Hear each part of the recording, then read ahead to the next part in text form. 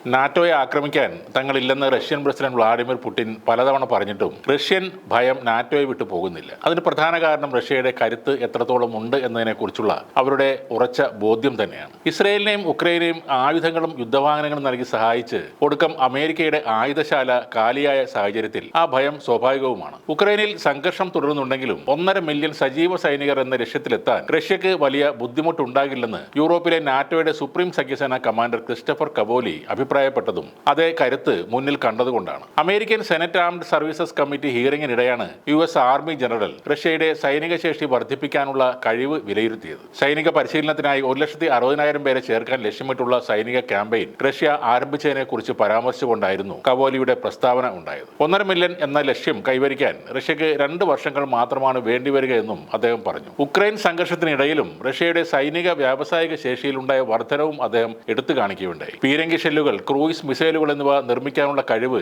അവർ വളരെയധികം വികസിപ്പിച്ചു കഴിഞ്ഞു. കൂടാതെ യുദ്ധത്തിനു മുമ്പ് അവർ ഉൽപ്പാദിപ്പിക്കുക പോലും ചെയ്തിട്ടില്ലാത്ത വൺ വേ അറ്റാക്ക് ഡ്രോണുകൾ പോലുള്ള ചില വസ്തുക്കൾ അവർ ഇപ്പോൾ നിർമ്മിക്കുന്നുണ്ട് എന്നും അദ്ദേഹം മുന്നറിയിപ്പ് നൽകി. നാറ്റോയെ ആക്രമിക്കില്ലെന്ന് റഷ്യ പറയുമ്പോഴും തങ്ങളുടെ നേർക്ക് വരുന്നവർക്കെതിരെ പ്രതിരോധം തീർക്കുമെന്ന് റഷ്യ മുന്നറിയിപ്പും നൽകുന്നുണ്ട്. കഴിഞ്ഞ സെപ്റ്റംബറിൽ സായുധ സേനാംഗങ്ങളുടെ എണ്ണം ഏകദേശം 2.4 ദശലക്ഷമായി ഉയർത്താൻ പുടിൻ നിർദ്ദേശം നൽകിയിരുന്നു. ഇപ്പോഴും നാറ്റോയെ കൂട്ടുപിടിച്ച് റഷ്യയെ ഒതുക്കാവുന്ന വ്യാമോഹത്തിലാണ് സെലൻസ്കി കഴിയുന്നത്. എന്നാൽ റഷ്യയുടെ കരുത്തിൽ നാറ്റോ തന്നെ ഭയന്നു നിൽക്കുകയാണെന്ന സത്യം സെലൻസ്കി അറിയാതെ പോവുകയാണ്. 30 ദിവസത്തെ താൽക്കാലിക യുദ്ധവിരാമം ഏർപ്പെടുത്താനുള്ള ട്രംപിന്റെ നിർദ്ദേശം റഷ്യൻ പ്രസിഡന്റ് വ്ളാഡിമിർ പുടിൻ അംഗീകരിക്കുകയായിരുന്നു. സെലൻസ്കിയും അന്ന് വെടിനിർത്തൽ പാലിക്കുമെന്ന് പറഞ്ഞിരുന്നു. ആ ഉറപ്പാണ് സെലൻസ്കി ഇപ്പോൾ തെറ്റിച്ചിരിക്കുന്നത്. പ്രതിരോധ മന്ത്രാലയത്തിന്റെ അഭിപ്രായത്തിൽ 2 ആഴ്ചയിലേറെയായി ഉക്രൈനിയൻ സൈന്യം റഷ്യൻ ഊർജ്ജ അടിസ്ഥാന സൗകര്യങ്ങൾ ദിവസേന ഏകപക്ഷീയമായി ആക്രമിക്കുന്നത് തുടരുകയാണ്. സെലൻസ്കി സ്വന്തം കുഴി തോണ്ടിയിരിക്കുകയാണെന്നും ക്രെംലിൻ പറയുന്നു. ഇങ്ങനെ ഉക്രൈൻ ആവർത്തിച്ച് ആ മൊറട്ടോറിയം ലംഘിച്ചതിന്റെ നിരവധി തെളിവുകൾ റഷ്യ അമേരിക്കയ്ക്ക് കൈമാറിയിട്ടുണ്ടെന്ന്